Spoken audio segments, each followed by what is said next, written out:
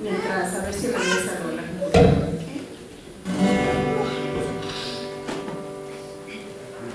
Quiero oír a todos los varones cantar muy suave primero y después vamos a cantarlo rápido. Libre, yo soy libre, las cadenas del pecado han sido rotas. Quiero oír a todos los varones.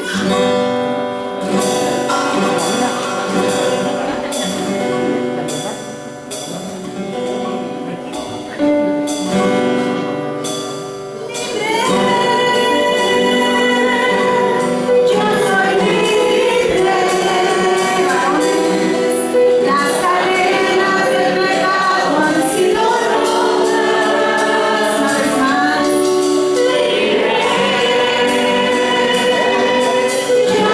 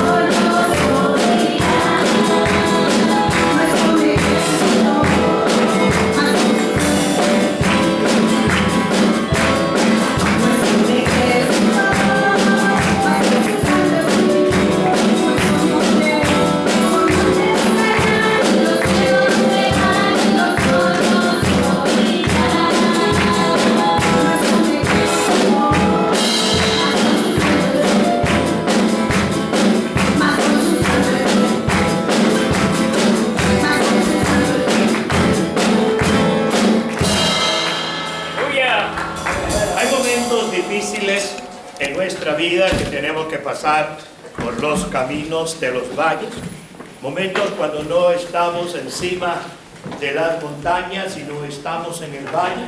Son esos momentos de conflicto, esos momentos a través de los cuales estamos pasando alguna situación difícil en nuestra vida. Es en ese instante cuando a veces nos ponemos a pensar, ¿dónde está Dios?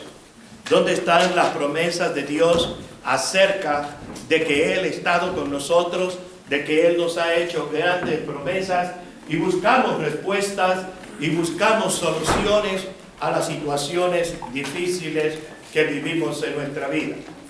En este día yo quiero hablar acerca de encontrándonos con Dios en el valle. Encontrándonos con Dios en el valle. ¿Quieres subirle al 6 un poquito, por favor? ¿O no está prendido el 6? Chécamelo, por favor. Encontrando a Dios en el valle. Es el título del mensaje que en esta hora vamos a hacer. Y abras el Salmo 23. Vamos a hablar todo acerca del Salmo 23, que es donde nos vamos a estar dirigiendo en esta hora, en esta mañana. Y yo le invito, abra su Biblia, manténgala abierta, vamos a ir haciendo un examen verso por verso. ¿No está abierto el 6? ¿Está subido? Porque está prendido también, el aparato está prendido. Un poquito, nomás son como 3 rayitas. Exactamente, gracias. Bien, mantenga ahí su Biblia abierta. Mantenga su Biblia abierta, por favor, ahí en el Salmo 23. Y vamos a ir haciendo un análisis. Vamos haciendo un análisis. Tal vez usted en alguna ocasión se ha preguntado dónde está esa vida abundante que Cristo supuestamente prometió. ¿Dónde está? Vida abundante significa una vida llena de felicidad, una vida llena de gozo. ¿Dónde está Dios cuando más lo necesito? ¿A dónde se ha ido? ¿Dónde se ha escondido Dios en esos momentos cuando más lo necesito? ¿Nos ha abandonado? ¿Nos ha desamparado? ¿Acaso no oramos lo suficiente? ¿Acaso no estamos orando constantemente para que Él nos ayude? ¿Es esto algo que tenemos que aceptar? ¿Que tenemos que aceptar aún sin reclamarle a Dios? ¿Y aceptarlo como parte de nuestra vida cristiana? ¿Qué está pasando? ¿Debemos seguir adelante? ¿Debemos continuar creyendo en Dios? ¿Debemos seguir adelante a pesar de que se nos rompa el corazón? ¿De que se nos haga pedazo el corazón?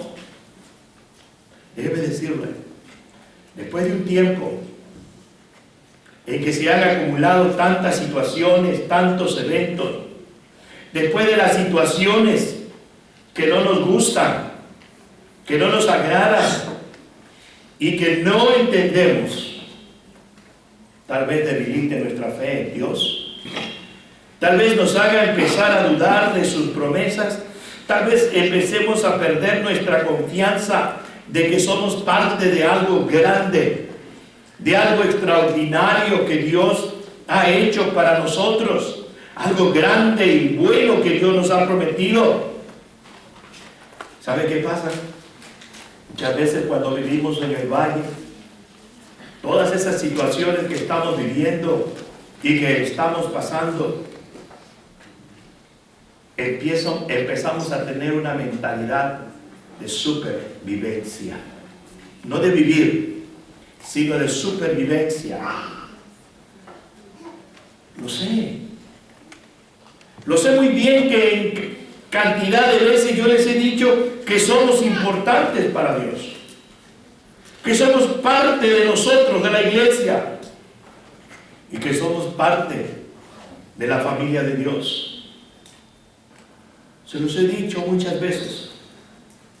pero tampoco mientras estamos en este mundo estamos exentos de pasar por los valles oscuros, por los valles difíciles.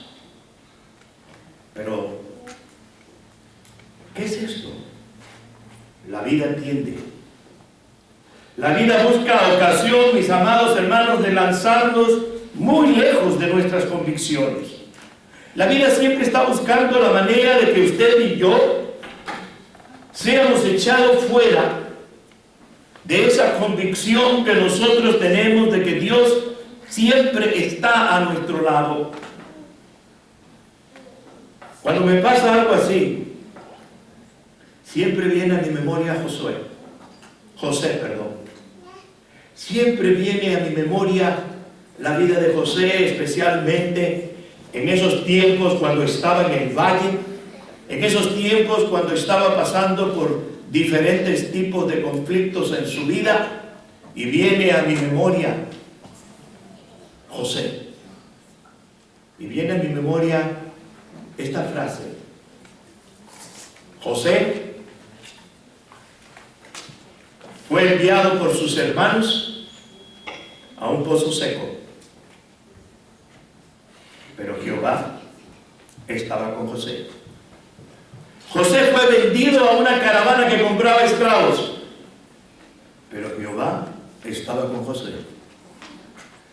José fue vendido a Potifar, pero Jehová estaba con José y la casa de Potifar progresaba. José fue acusado falsamente por la mujer de Potifar y fue echado a la cárcel, pero Jehová estaba con José y el carcelero le entregó el control de la cárcel.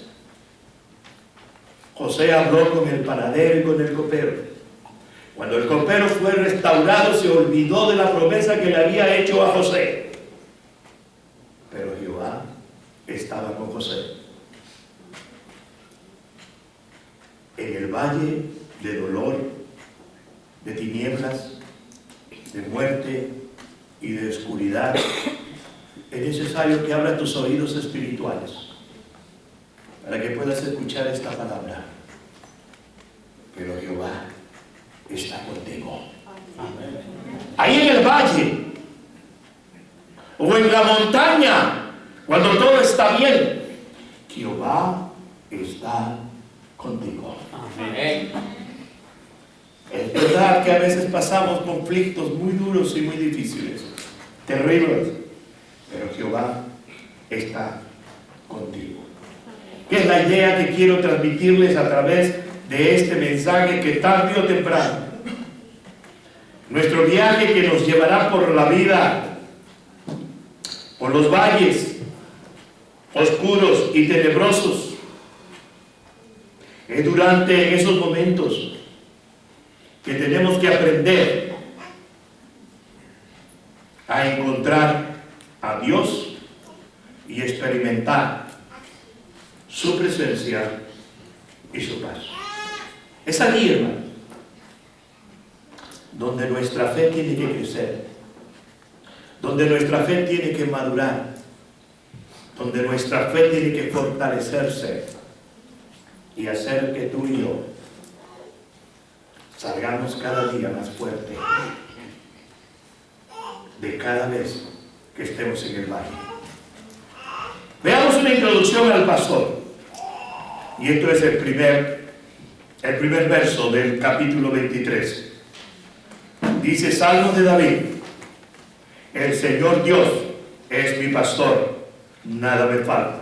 Por supuesto, en nuestras versiones dice: Jehová es mi pastor y nada me faltará. He aprendido a leer cada vez que aparece la palabra Jehová de la manera que lo leían los judíos, a decir el Señor Dios. Algunas versiones solamente traducen como el Señor, pero en realidad es el Señor Dios. ¿Por qué razón?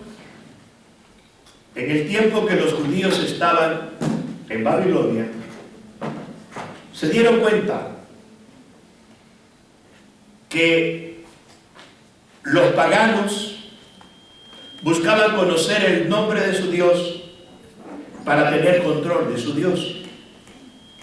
Por esa razón es que los judíos dejaron de pronunciar el nombre de Jehová y se perdió completamente su pronunciación. En la Biblia judías, en la Biblia hebrea, solo aparece lo que se llama un tetragramatón, que son cuatro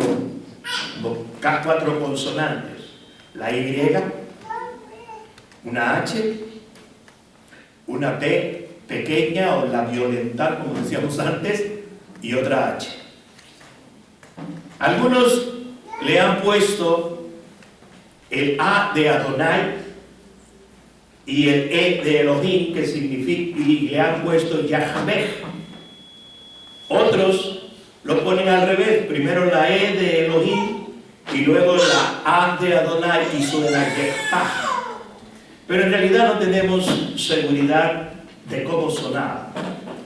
Los judíos perdieron su pronunciación cada vez que aparecía ese tetragramatón, decían el Señor Dios, porque ellos no querían saber el nombre de Dios, porque ellos no querían tener ningún control sobre Dios.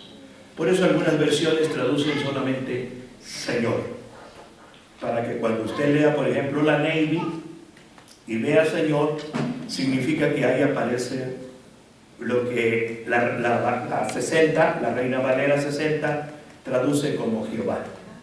Les hago esta aplicación extra porque a veces, tal vez usted ha leído la Navy y ha visto eso ahí. Ok, ¿cuáles son los antecedentes de David? David era un pastor. Así que cuando David llama al Señor Dios como su pastor, David está entendiendo perfectamente lo que está diciendo. David está completamente seguro de lo que él está diciendo y entiende perfectamente el significado de lo que él está diciendo. Él, cuando se presentó con Saúl para enfrentar a Goliat, él le dijo: tu siervo era pastor, y cuando venía un oso o un león para atacar a las ovejas, yo me enfrentaba con él y lo derrotaba. Al decir David que el Señor Dios es su pastor, está hablando de cuidado, está hablando de protección, está hablando de alguien que está dispuesto a dar su vida, y no solo estuvo dispuesto, sino que la dio para nuestro propio bienestar. David no estaba errado al poner esa expresión: el Señor Dios es mi pastor. Él era el más chico de entre sus hermanos. Cuando Dios decidió desconocer a Saúl como rey, mandó a la casa de Isaí, a la casa del padre de David, porque de ellos saldría el que sería el rey de Israel. Pasaron todos los primeros, y cada vez que pasaba uno de ellos, Samuel decía: este sí es. Llegó al último de los que estaban en casa, y ninguno de ellos había sido escogido. Así que Samuel le preguntó al papá: ¿habrá otro hijo más? Y le dijo su padre: sí, hay otro, pero es demasiado débil, demasiado joven, no creo que sea él. Samuel le dijo: ve a buscarlo, porque no comeremos hasta que no haya llegado. Cuando David llegó, inmediatamente Dios le comunicó a Samuel que él era el escogido, y fue llamado un hombre conforme al corazón de Dios.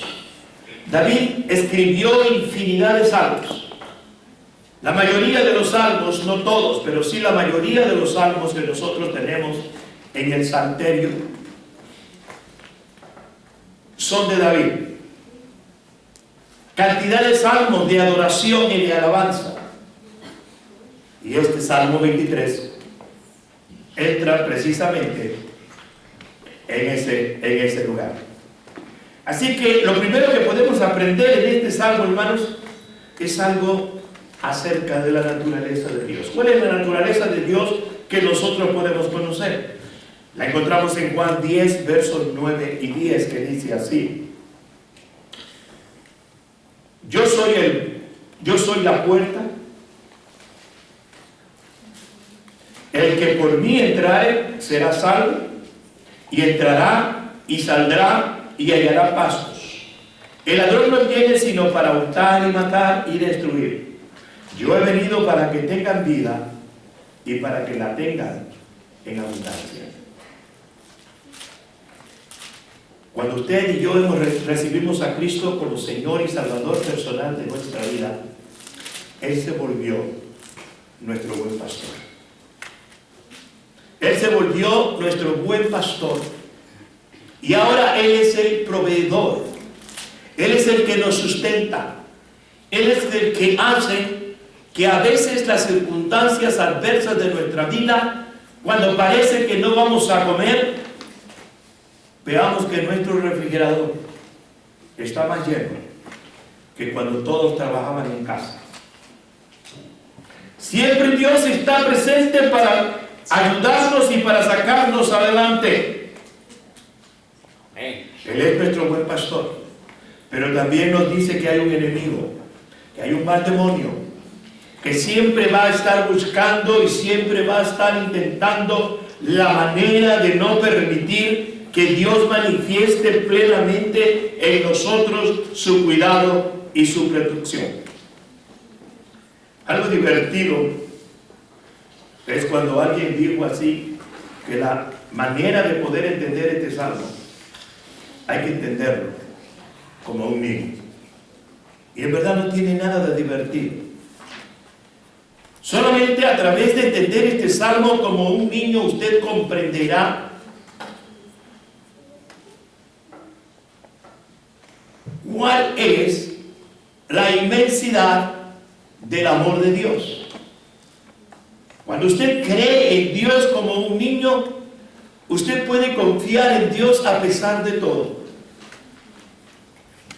Hay dos anécdotas sobre el papá y un niño. Les voy a contar la positiva. Hace mucho tiempo escuché una historia de un incendio en una casa. El hijo de este hombre había quedado encerrado en una de las recámaras y se salió por la ventana hacia un pequeño saliente donde estaba parado. Estaba oscuro, era de noche. Y de repente oyó la voz del padre que le gritaba: hijo, aviéntate. Y el niño le contestaba: papá, pero no te veo. Pero yo sí te veo, tírate. Papá, tengo miedo. No tengas miedo, yo te veo. Y el niño, sin ver al padre, porque no alcanzaba a verlo, se aventó. El padre lo recibió en brazos. De la misma manera, aunque no vemos a Dios, Él nos dice: agárrate de mí, confía en mí, no tengas temor, aunque tú no me veas, yo te veo, dice Dios. Aférrate a mí, aunque no me veas, porque yo te veo y yo te voy a tener siempre agarrado de mi mano y nadie te arrancará de ahí. Esa es la manera de un niño que cree en un padre que sabe que a pesar de todo lo va a proteger. Hay buenos tiempos en nuestras vidas, ¿verdad? Hay buenos tiempos cuando estamos en la montaña y cuando desde allá arriba podemos sentirnos bien, contentos, satisfechos. Por eso dice así el verso 2. Él me hace descansar en verdes pastos. Dice, Él me hace. ¿Y sabe por qué Él me hace descansar? Porque muchas veces nosotros estamos demasiado ocupados que no tenemos tiempo para descansar. Muchas veces estamos tan metidos en actividades y actividades que no tenemos tiempo para tomar un descanso. Y muchas veces Dios usa algunas formas para hacernos descansar. Por eso dice, Él me hace descansar. También nos dice algo como nos acostamos, o sea, descansamos, nos acostamos, ¿dónde? Necesitamos temporadas de descanso. Una semana al mar, una semana para no hacer nada, simplemente quedarte tirado en el suelo con tus hijos. Una semana para olvidarte de todas las actividades que haces cada día. Una semana para apagar el teléfono. Una semana para apagar la computadora. Una semana para dedicarte solo a ti y a tu familia. La necesitamos. Es muy importante por lo menos tomar una semana al año y poder descansar. Por ejemplo, gracias a la nieve, mi esposa pudo tomarse una semana completa en casa. Por causa de la nieve no fuimos a ningún lado. Pero qué felices estábamos en casa, todos juntos. Solo extrañamos a nuestra hija porque siempre que va a pasar algo así, lo primero que hace es correr para la casa para estar todos juntos. Hay que aprender a tener de cuando en cuando un descanso. No todo es trabajar. Trabajar y trabajar y trabajar y trabajar. Llega un momento que te llegas a desesperar. Pastos verdes. Él nos alimenta con su palabra. Él nos provee de todo lo que necesitamos saber a través de su palabra. Podemos encontrar, por ejemplo, Romanos 10:17, que el oír su palabra y a través de su palabra viene la fe y viene la salvación. La palabra de Dios es importante escucharla, y usted puede escucharla a través de la Biblia. Yo siempre he creído que la Biblia es la voz de Dios, hablándome cada vez que la leo. Para mí la Biblia es la voz de Dios que me habla cada vez que la leo, y gracias a Dios todos los días.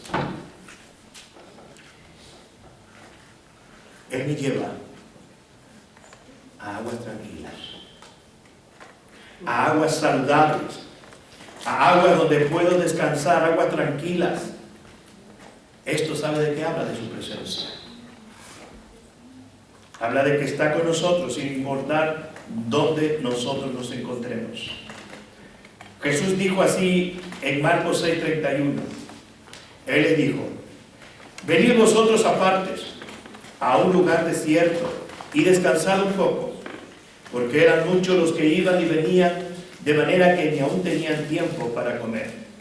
Hablando con sus discípulos, Jesús les dijo: es tiempo que tomemos un descanso de tantas actividades que hemos tenido. Él restaura mi alma. Me guiará por sendas de justicia, por amor de su nombre. ¿Ahora cómo? Allá el salmista puede decir así: la ley de Jehová es perfecta, que convierte al alma. Salmo 19. La ley de Jehová es perfecta, que convierte al alma. Su palabra nos hace descansar, nos hace reposar, nos hace permanecer en el camino que el pastor ha trazado, que el pastor ha pintado, para que tú y yo caminemos a través de él. Los valles oscuros en nuestras vidas ¿Cuáles son los valles oscuros en nuestras vidas? ¿Cuáles son esos valles terribles que pasamos? Dice el verso 4, sí, aunque ande en valle de sombra de muerte, no temeré mal alguno, porque tú estarás conmigo. En esta parte del Salmo, nosotros podemos encontrar que David ahora va a cambiar los pronombres. Ya no habla del pastor, ahora habla de sí. Y al mismo tiempo se convierte en ti y en mí. Ahora ya cambió, ahora es pronombre personal. Ya no es Jehová me, para él me hace. Ya no es Jehová me lleva, sino que Él me hace. Y esto es bien importante cuando tenemos que pasar por esos valles oscuros de nuestra vida. Cambia el pronombre. Ya no se refiere al pastor, Él se refiere a ti y a mí.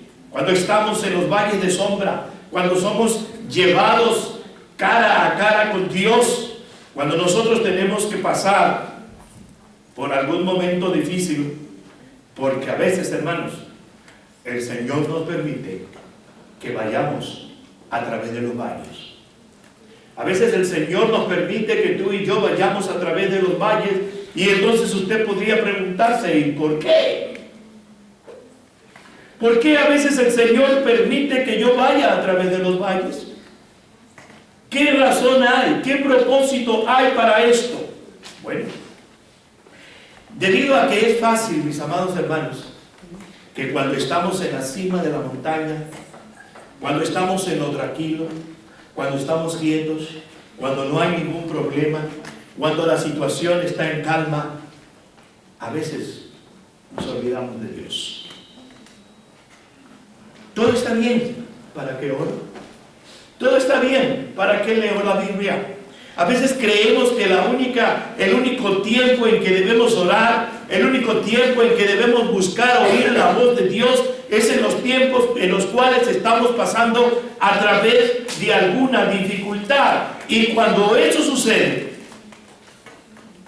cuando estamos cómodamente, cuando todo está bien, para que no nos olvidemos de Dios, Dios permite que pasemos a través de alguno de esos valles.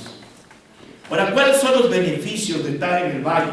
¿Cuáles son los beneficios de los valles cuando nosotros tenemos que pasar a través de estos? Cuando llegan los problemas, cuando vienen esas situaciones difíciles a nuestra vida, que sean, hermanos, una alegría en vez de una amargura. Que esos problemas y esas situaciones difíciles se conviertan en la oportunidad de poder fortalecer nuestra fe, para que nuestra fe sea aprobada. Y cuando nuestra fe sea aprobada, su resistencia tiene que desarrollarse plenamente. Y cuando usted puede ver en cada situación difícil, en cada valle que usted va pasando, puede ver un motivo para alegrarse a pesar del dolor, a pesar de lo difícil, y usted puede ver un motivo para alegrarse, su fe se fortalece y usted crece. Amén. Y usted cada día se hace más fuerte, cada día está más fortalecido, y entonces usted puede estar seguro que cuando se desarrolla, usted será fuerte de carácter y listo para cualquier cosa. Como dice Santiago 1:2, Santiago 1:2 al 4, que nadie tenga por amargura o por dolor cuando está pasando por alguna prueba. Porque la prueba la usa Dios, hermanos, no para destruirnos, sino para fortalecernos, para hacernos más fuertes. Sé que en el momento que estamos en la prueba, qué difícil es aceptarla y estar feliz a pesar de la prueba. Ayer alguien puso un cinturón así dobladito y dijo, gracias a este cinturón, los jóvenes de antes no éramos como los actuales. Y es verdad, hoy nos hemos olvidado como padres de disciplinar a nuestros hijos, de enseñarles el camino correcto, y cuando llegan a grandes, lo que nos sacan son lágrimas. Porque no las lloramos cuando tuvimos que darles una disciplina. Usted no sabe cuántas veces yo me encerré en mi recámara para llorar cuando tuve que disciplinar a uno de mis hijos. Pero ahora no lloro, ahora río. Y le doy gracias a Dios por ese cinturón, que nunca usé, por supuesto. Pero les quité televisión, les quitamos juegos, les quitamos todo lo que les gustaba,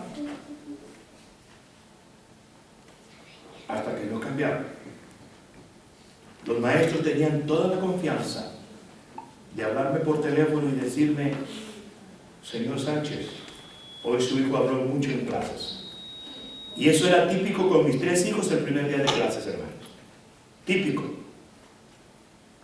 Le dije, no se preocupe, a partir de mañana no voy a hablar. Le quitaba la televisión y sus juegos hasta que la maestra me volviera a hablar que se estaba portando bien. Yo me encerraba a llorar, hermano, se los aseguro. Una vez mi hijo Josué me hizo llorar. Sus hermanas estaban en la sala viendo la televisión. Y de repente él también estaba sentado en la sala, era normal. Pero de repente se puso de pie y me dice, papi, ¿verdad que yo no debo estar aquí? Y se fue a su recámara. Yo me metí a la mía y gritaba, hermanos, pero tenía que hacerlo por su bien. No queremos llorar cuando están chicos. Y si no lloramos cuando están chicos, vamos a llorar cuando sean grandes. Y Dios, por eso permite los valles, como disciplina, como enseñanza, para que no nos olvidemos de Él y tampoco nos olvidemos de sus caminos. Por eso los valles son buenos, por eso los valles traen beneficios. Ahora, ¿cómo podemos decir, hermanos, yo no temeré mal alguno porque tú estás conmigo?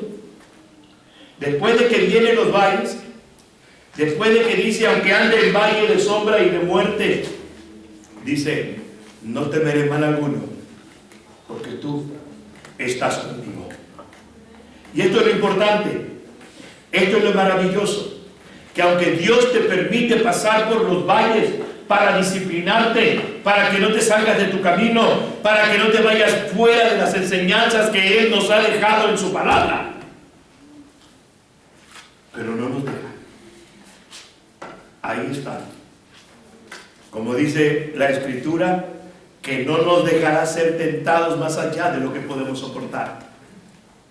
Y lo más interesante, junto con la prueba, nos ha dado la salida.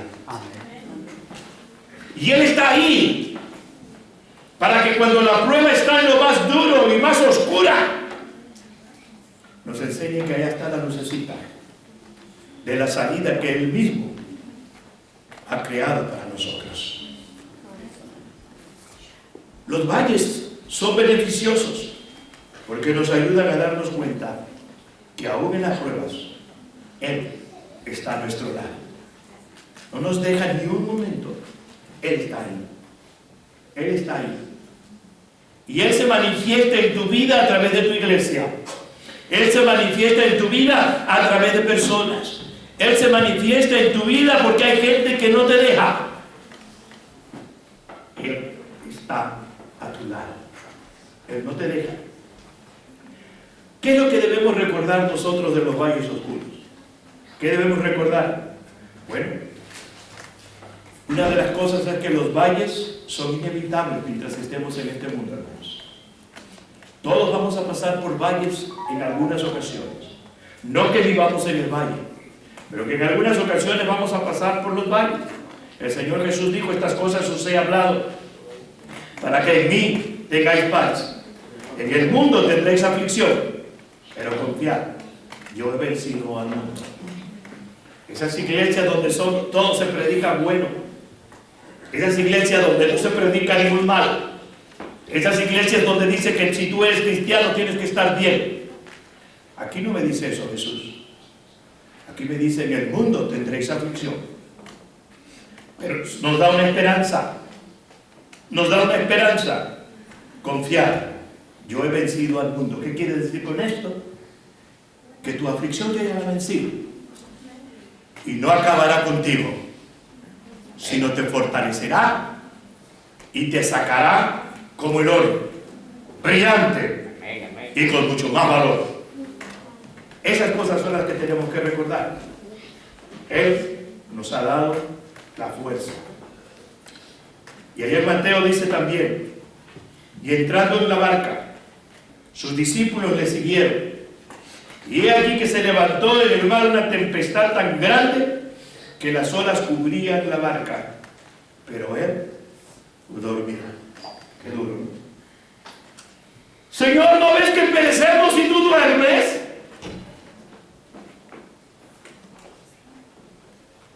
¿Por qué estás ahí de dormilón? ¿No ves la tormenta? ¿No ves que la barca se hunde? Pero cuando él sabía que era el momento, se levantó y con voz de mando mandó al aire tranquilizarse. Sus discípulos cayeron de rodillas. Estaban aprendiendo. Es natural que hayan reaccionado como reaccionaron. Estaban aprendiendo. Y así nosotros vamos y estamos aprendiendo cada día más. Los valles son imparciales. Le toca al que le toca. Rico, pobre, sabio, inteligente o no sabio o no inteligente. Los valles son para todos. Para todos. Son impredecibles. En el momento en el que menos lo esperas, viene. En el momento que menos crees que va a venir, ahí viene. Son impredecibles y son imparciales también. Jesús enseñó que las inundaciones, cuando vienen, pueden afectarte y destruirte o pueden levantarte. Allá cuando el Señor Jesús enseñó allá en Mateo acerca de esto, o allá en Lucas 6, 46 al 49, de aquellos dos hombres. Un hombre insensato construyó sobre la arena porque era más fácil. Vinieron vientos y tormentas y el deslave hizo que la casa se cayera. Pero aquel hombre prudente que construyó sobre la roca, vinieron vientos, lluvias y la casa permaneció firme. Muchas veces los valles vienen por nuestra propia imprudencia. Muchas veces los valles vienen porque nosotros no calculamos lo que estamos haciendo. Tenemos que aprender a ver los pros y los contras de lo que hacemos. Lo que está a favor o lo que está en contra de lo que vamos a hacer. Cuando no pensamos acerca de eso, normalmente caemos en algún valle. Pero déjeme decirle algo: los valles no son eternos. Los valles no son eternos, los valles son pasajeros, son temporales. Dice Primera de Pedro 1:6, en lo cual vosotros os alegráis, aunque ahora por un poco de tiempo, si es necesario, tengáis que ser afligidos en diversas pruebas. Los valles no son eternos, simplemente son pasajeros. Los valles siempre son, hermanos, con un propósito.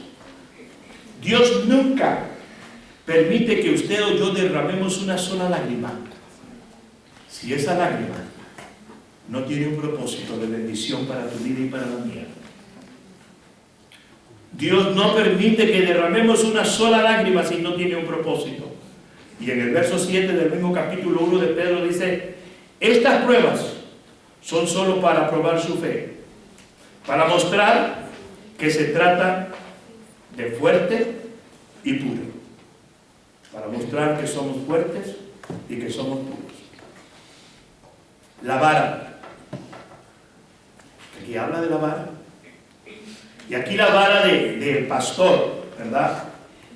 Habla de disciplina y habla de protección. Ambas cosas, disciplina y protección. Y la personal dirección de Dios para nosotros, que nos consuela. Por ejemplo, la vara del pastor era una vara alta con un gancho. Servía muchas veces cuando alguna oveja se caía a un barranco y se quedaba atrapada en alguna rama. El pastor con su vara la metía debajo de la oveja y la levantaba. Muchas veces también servía para irles pegando, para irlas guiando, para irlas dirigiendo. La vara habla de disciplina, la vara habla de protección, la vara habla de consuelo. Y el verso 5 dice: tú preparas mesa delante de mí en presencia de mis enemigos. Ahí usted leerá: en presencia de mis angustiadores, que son mis enemigos, los que me angustian, ¿verdad? Son mis enemigos. Algunos enemigos tratan de romper nuestras relaciones. Algunos enemigos vienen también cuando se rompe alguna relación con alguien. Muchas veces viene la soledad, viene el desempleo, las luchas financieras, enfermedad, hijos rebeldes, depresión. Todos esos pueden ser nuestros enemigos. Todas esas cosas son nuestros enemigos que muchas veces nos llevan a enfrentar cosas terribles en nuestra vida. Pero recuerda, su vara nos guía. Tu vara y tu callado me dirigirán. Me darán aliento. Me dan aliento. Así que el plan de Dios final para nuestras vidas. Me ungiste mi cabeza con aceite, mi copa rebosa. Ciertamente el bien y la misericordia me seguirán todos los días de mi vida y habitaré en la casa del Señor para siempre. Cuando seguimos el camino del Señor a pesar de las pruebas, cuando seguimos el camino del Señor a pesar de las dificultades que tenemos que enfrentar, Él nos llevará a través de colinas, nos llevará a través de valles, pero podemos tener la seguridad de que Él hará que todas las cosas sean para bien de los que a Él le aman. Romanos 8:28. ¿Que estás en el valle? ¿Que estás en la cima? Todo lo que Dios permite que ocurra en tu vida servirá para bien. Ambos, lo malo y lo bueno que se manifieste en tu vida, es para bien de los que aman a Dios, de los que a Dios aman, dice la Biblia. No importa lo que pases, no importa la situación, todo es para bien de los que aman a Dios. Y por último, el final del viaje de nuestra vida, siguiendo al pastor, es que estaremos con Él para siempre. Es que viviremos con Él por toda la eternidad en el lugar que Él ha ido a preparar para que nosotros estemos con Él. Sea en el cielo, sea en la tierra, donde Él esté, tú y yo, y todos los que han creído en Cristo como Señor y Salvador personal de sus vidas, estarán ahí. Estaremos ahí. Así que no te pongas triste. Si usted está pasando por un valle de muerte y de sombra, si usted está sintiendo que las cosas están muy difíciles, si ahora mismo estás pasando por una enfermedad, si ahora mismo estás pasando por alguna situación difícil, económica en tu vida, niéguese a ser desalentado. No se desaliente por nada. A pesar de todo, guarde el entusiasmo, guarde la fe y viva con alegría a pesar de todo. Allá en 1 Samuel 36 se nos dice que David tuvo que fortalecerse en el Señor por la persecución que estaba sufriendo del rey Saúl. Tuvo que fortalecerse en el Señor. Recuerda, como con José, en el valle de sombra y de muerte, Dios está con nosotros. Amén. En ese valle de dolor, en ese valle de muerte, Dios está con nosotros. Recuerda siempre Isaías 43:2 dice: cuando pases por las aguas, yo estaré contigo, y si por los ríos, no te inundarán, y cuando pases por el fuego, no te quemará. No importa dónde estés pasando la situación, no importa cuál sea tu situación, Dios dice: nada de eso te destruirá. Los ríos no te pueden inundar, el fuego no te puede quemar, nada te puede hacer daño. Solo confía y confiesa. El Señor te dio sanidad. Amén. Que Dios te proveyó lo necesario, que Dios te dio todas las cosas que tú necesitabas. Por eso siempre, cuando se vea en un conflicto de lo que sea, confiese: mi Dios está conmigo, Él me protege. Amén. Mi Dios está conmigo, Él me protege. Dios está con nosotros, recuerda. Y Salmo 91:1-2 dice así: el que habita al abrigo del Altísimo morará bajo la sombra del Omnipotente. Yo le digo al Señor: tú eres mi refugio y mi fortaleza, mi Dios en quien confiaré. Hermanos, Dios quiere decirte hoy: no importa lo que estés viviendo, no importa lo que estés pasando, confía en mí, yo te libro y yo te doy la victoria. Quiero orar por ustedes. Quiero pedirle a mi Dios